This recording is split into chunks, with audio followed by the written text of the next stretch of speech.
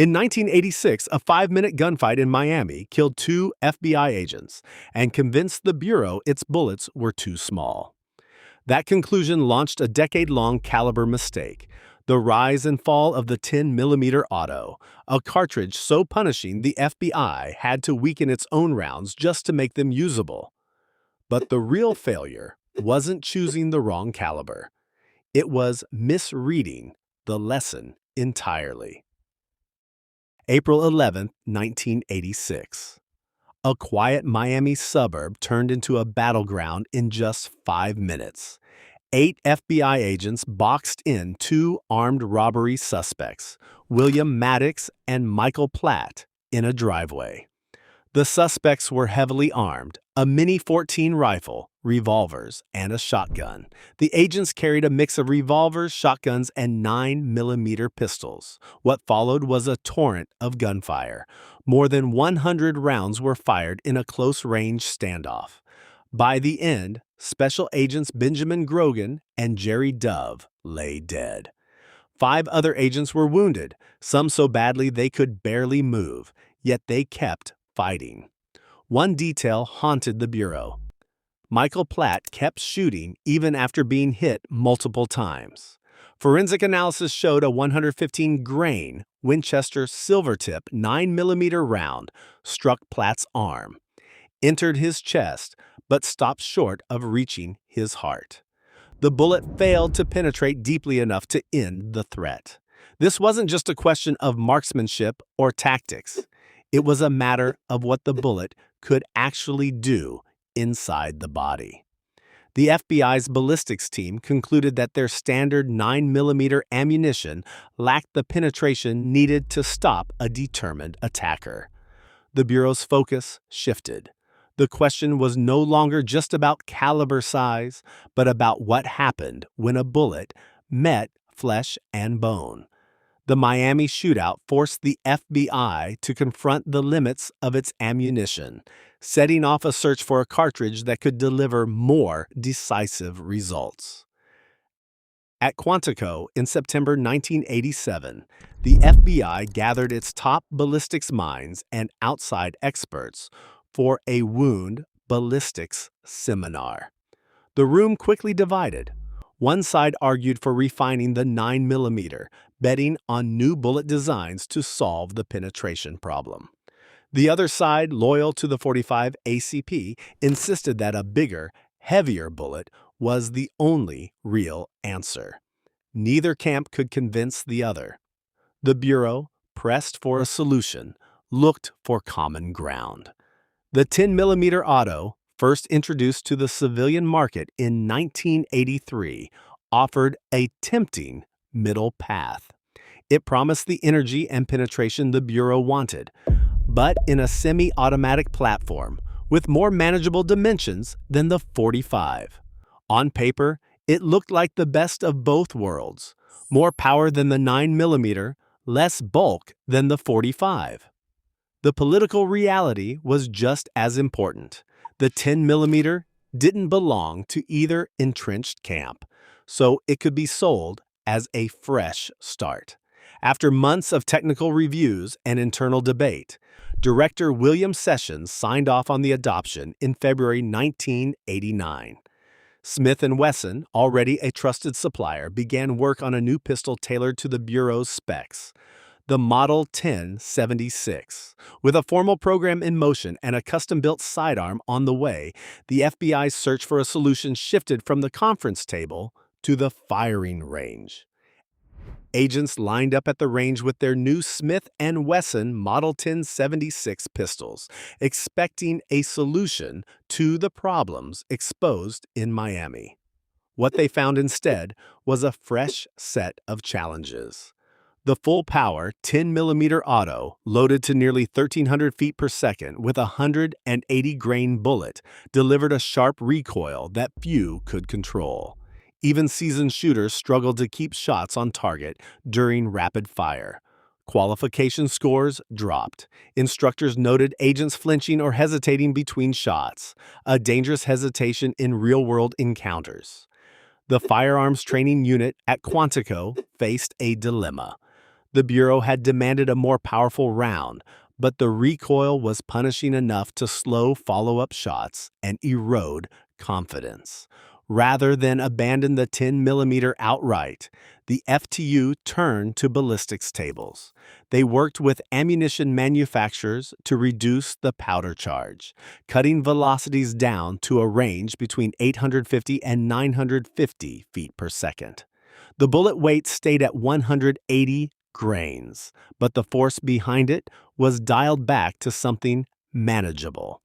This new load became known within the Bureau as the 10mm light. The irony was hard to ignore. The FBI had reached for a harder-hitting answer, only to soften it almost immediately. The 10mm light could meet the Bureau's penetration standards, but it was a compromise born from necessity, not design. The search for more stopping power had led full circle, back to the limits of what agents could actually handle, and to questions about whether bigger was ever truly better. Field agents soon discovered that the Model 1076 brought a new kind of trouble, one that couldn't be solved with a lighter load or extra training. Reports filtered back from the field describing pistols that locked up so tightly, a small mallet became standard equipment for clearing jams. In one case, an agent's 1076 seized so badly at the range that only a hammer could break the slide free. It wasn't an isolated incident. As more pistols failed in similar fashion, the Bureau's solution was to ship the problem guns to Quantico, where the firearms training unit kept a growing collection of malfunctioning 1076s for evaluation. At Quantico, scattered complaints became data points. Instructors logged slide lock jams, double feeds, and magazine release failures, many tied to the design's complex safety system and magazine-out firing mechanism. The process for clearing a jam was slow and awkward, the kind of delay that could prove deadly outside the controlled environment of a training facility. Even routine maintenance became a headache, with some agents reporting that parts wore out faster than expected, or that the feeding ramp would misalign after only moderate use. The Model 10.6, once promised as the solution to the Bureau's ballistic woes, now felt like a liability. Instructors and agents alike began to question whether the platform could be trusted at all. What started as a quest for more stopping power had led to a sidearm that inspired more skepticism than confidence. For the FBI, the problem had moved beyond ballistics. The very tool meant to protect its agents was now under suspicion.